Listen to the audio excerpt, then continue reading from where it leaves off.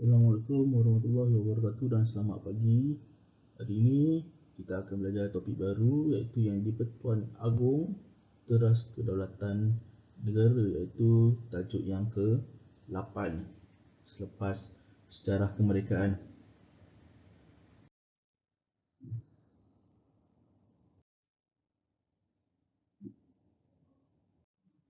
Jadi murid-murid perlu merujuk buku teks muka surat 90 hingga 93. Apa yang kita pelajari tentang tajuk yang di-Pertuan Agong ini, yang pertama kita akan belajar tentang kedudukan yang di-Pertuan Agong YDPA. Sebutan yang pendek dia YDPA sebagai Ketua Utama Negara. Yang kedua, kita akan belajar tentang peranan Majlis Raja-Raja dalam pemilihan jadi Pertuan Agong. Kemudian kita juga akan belajar tentang istiadat pertabalan, bidang kuasa yang di-Pertuan Agong, dan akhir sekali tentang alat-alat kebesaran yang di-Pertuan Agong dan Raja Permaisuri Agong. Raja Permaisuri Agong ni maksudnya isteri kepada yang di-Pertuan Agong. Ini gelaran dia, Raja Permaisuri Agong. Di sini disertakan gambar apa ni? Gambar keberangkatan tiba yang di-Pertuan Agong yang pertama, iaitu Tuanku Abdul Rahman Ibni Tuanku Muhammad bersama-sama dengan Raja Permaisuri Agong untuk menyampaikan istiadat pembukaan persidangan utama Parlimen Persekutuan Tanah Melayu pada 11 September 1959. Okey, kita masuk kepada Ketua Utama Negara. Ini antara kedudukan jadi Pertuan Agong lah dalam negara kita, iaitu merupakan Ketua Utama Negara. Dia Ketua Utama Negara kita yang di-Pertuan Agong, ingat. Kalau Ketua Kerajaan, Perdana Menteri. Kalau Ketua Utama Negara iaitu kedudukan yang paling tinggi ialah yang di-Pertuan Agong. Okey, institusi YDPA ini diwujudkan apabila Persekutuan Tanah Melayu mencapai kemerdekaan. Dah mencapai kemerdekaan, baru institusi yang di-Pertuan Agong ditubuhkan. Penubuhan institusi yang di-Pertuan Agong dibuat semasa Perlembagaan Persekutuan dirangka. Dalam Perlembagaan Persekutuan, yang di-Pertuan Agong dinyatakan sebagai Ketua Utama Negara. Okey.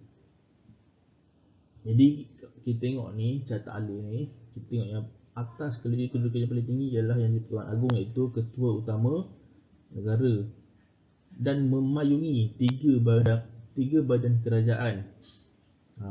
Di bawah yang di-Pertuan Agong ni 3 badan kerajaan, iaitu Badan Perundangan yang utama, Badan Eksekutif, dan Badan Kehakiman. Okey, apa itu Badan Perundangan? Badan Perundangan ini badan yang mengumbal undang-undang negara, iaitu Parlimen lah. Selalu dengar Parlimen tu kan, ialah di bawah Badan Perundangan. Badan Eksekutif iaitu badan yang melaksanakan dasar-dasar yang diluluskan. Ini siapa tahu ni? Ini pejabat Perdana Menteri.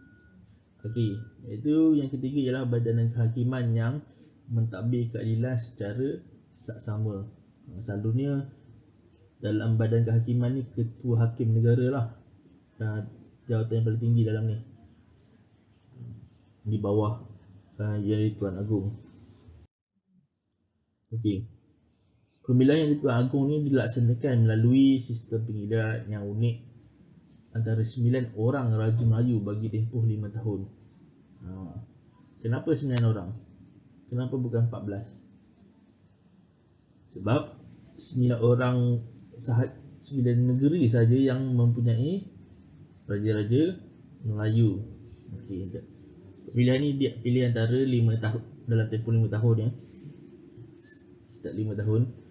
Okey, pemilihan yang di-Pertuan Agong dibuat mengikut Perlembagaan Persekutuan. Okay, tengok kronologi ni dari bawah ke atas. Ada nombor 1, 2, 3, 4, 5. Dia bukan dari atas ke bawah, tapi dari bawah ke atas. Okey. Dari bawah ke atas. Kita tengok yang pertama, kronologi yang pertama.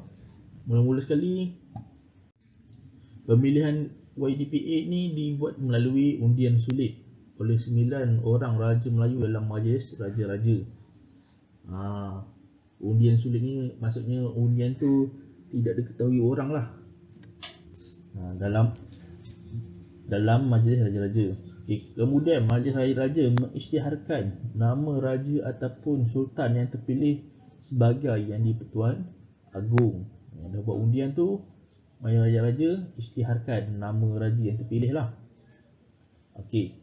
Dan kemudian surat pengesahan pemilihan YDPA dihantar kepada Dewan Rakyat dan Dewan Negara mengikut jadual ketiga Perlembagaan Persekutuan. Okay, kemudian dari isytiharkan nama, barulah surat pengesahan pemilihan YDPA ini dihantar kepada Dewan Rakyat dan Dewan Negara. Okay. Kemudian Perdana Menteri mengeluarkan kenyataan akhbar mengenai keputusan pemilihan jawatan Yang di-Pertuan Agong.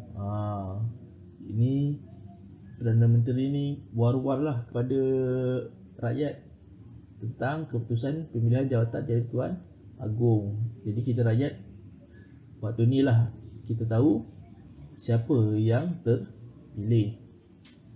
Kemudian yang terakhir sekali, Yang di-Pertuan Agong melafazkan sumpah atau ikrar dan menandatangani surat sumpah memegang jawatan dalam mesyuarat Majlis Raja-Raja. Okey, akhir sekali, ini selalunya upacara besar lah ni. Selalunya dalam TV kita boleh tengok. Siapa yang tak pernah lagi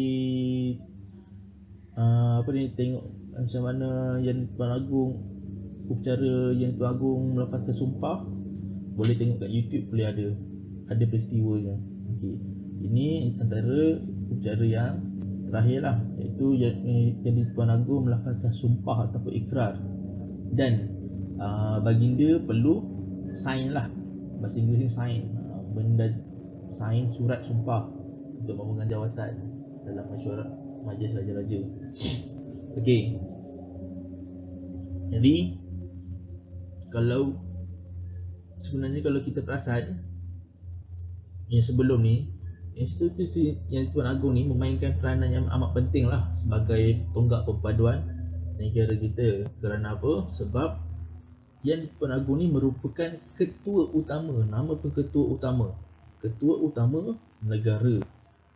Di bawah Yang di-Pertuan Agong ni ada tiga badan, iaitu Badan Perundangan, Badan Eksekutif dan Badan Kehakiman. Jadi pentadbiran tu akan menjadi lebih lancar dalam negara kita. Jadi sebab itulah kita sebagai rakyat haruslah menghormati dan menjunjungi institusi tersebut, sebab negara kita ni antara negara yang unik yang mempunyai institusi diraja. Okey. Itu sahaja untuk hari ini. Sekian. Terima kasih.